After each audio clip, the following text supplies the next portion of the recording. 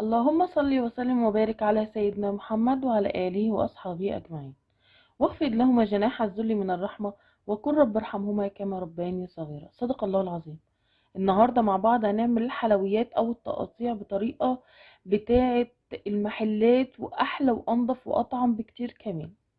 بس امشوا معايا على خطواتي وقولولي ايه رأيكم. أنا جبت كيلو ونص حلويات اهوت.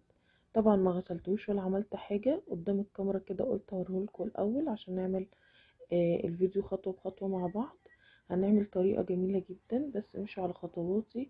اللي هاكله من ايدك مش هاكله من ايد حد تاني غيرك.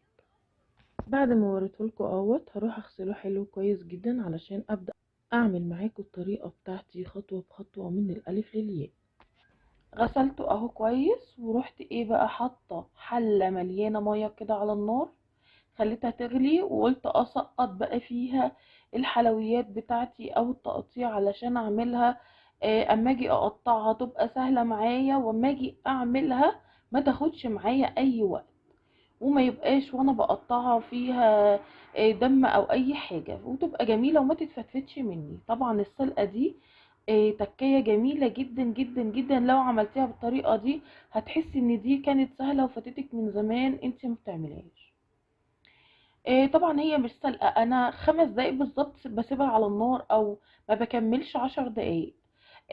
طبعا علشان الفشة ديت ما بتسقطش في المية من تحت، فانا بقلبها. قلبتها وقعدت 10 دقايق او 5 دقايق على النار، انا ما حسبتهمش، بس هي متقعدش اكتر من كده. ورحت فاتحة مية بقى، حط طبق وفتحت عليه مية ساقعة، ورحت ايه حطاها اغسلها في المية الساقعة. ليه بقى؟ انا اصلا حاطه الحلويات ديت مش فيها دهون، انا الدهون سايباها للاخر علشان اوريكم انا هعمل فيها ايه. بس وارد ان هي يكون فيها شويه دهون صغيرين تبقى لازقه مثلا في الحلويات، فانا لما هاجي اقطعها وهي سخنه هت هتتهري في ايدي وهتبقى مش حلوه، حاجات كده غريبه يعني. فانا قلت ايه، اروح مطلعاها من الحله على الميه الساقعه علشان لما اجي اقطعها ما تتهريش في ايديا، وعشان تبقى باردة واعملها تبقى كويسة جدا معايا ان شاء الله. بصوا انا حطيت الفشة على النار علشان لما اجي اقطعها ما تنزلش دم معايا وانا بقطعها، وهتبقى جميلة واسهل من ان انت تقطعيها وهي مش مستوية او وهي مش مسلوقة السلقة البسيطة دي. فانا رحت جايباها قدامكم بقى وبدأت ان انا اقطعها علشان اوريكم هنقطعها ازاي. طبعا احنا بعد ما عملنا لها السلقة البسيطة دي هنقطعها الحجم اللي احنا عاوزينه، صغير كبير، الحجم اللي احنا حابينه يكون في الساندوتش بتاعنا. وبدأت ان انا اقطع التقاطيع كلها. هي طبعا انا وريتكم قطعتها ازاي، مش هقطع كله قدام الكاميرا، انا وريتكم حاجة وقلت ايه علشان ما اطولش معاكم الفيديو اكمل انا تقطيع الحلويات بتاعتي براحتي. بس انا وريتكم ايه حاجة، والباقي ده هقطعه وفي الاخر هوريكم هعمل ايه. بعد ما قطعت الباقي كنت حاطه حله على النار.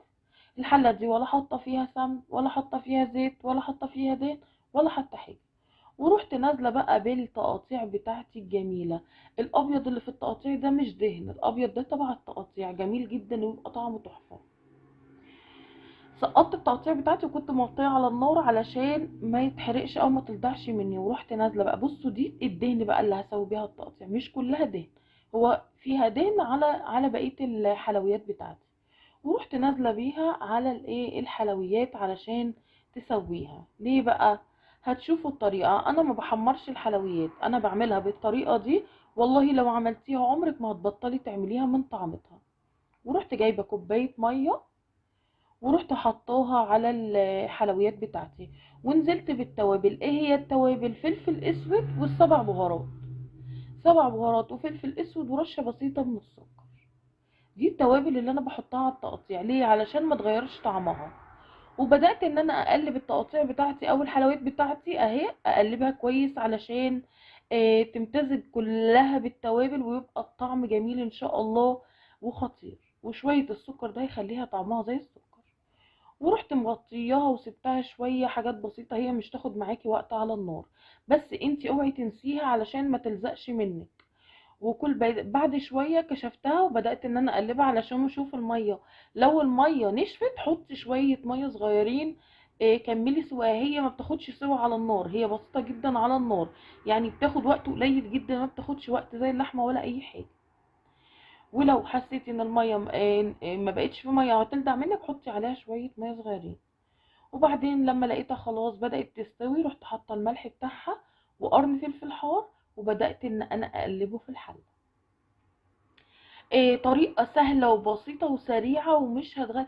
بصوا الأكلة دي ما بتاخدش معايا أي وقت، يعني أكلة سهلة وسريعة جدا. وقتها بيبقى يعني مفيش. بعد ما قلبت الفلفل وعملته كده هغطيها شوية تستوي، وبعدين نرجع لكم تاني. طبعا غطيتها شوية. كده استوت. كده مفيش ميه. اللي تحت دي الماده الدهنيه اللي احنا حطيناها، اللي هو الدهن البسيط اللي احنا عملناه. بصوا الحله ما فيهاش اي ميه ومش ملدوع الحلويات بتاعتنا، اهم حاجه ما تكونش لادعه منك. وكان طعمها جميل جدا. طبعا اهي عملتها ما شاء الله، سندوتشات كانت جميله جدا جدا. والابيض دوت تبع الحلويات مش دهون، والدهون يا دوبك سوت الحلويات بتاعتي. وعملت سلطة طحينة وسلطة خضراء. يا رب يكون الفيديو عجبكم، ويا رب أكون عن حسن ظنكم. والسلام عليكم ورحمة الله وبركاته.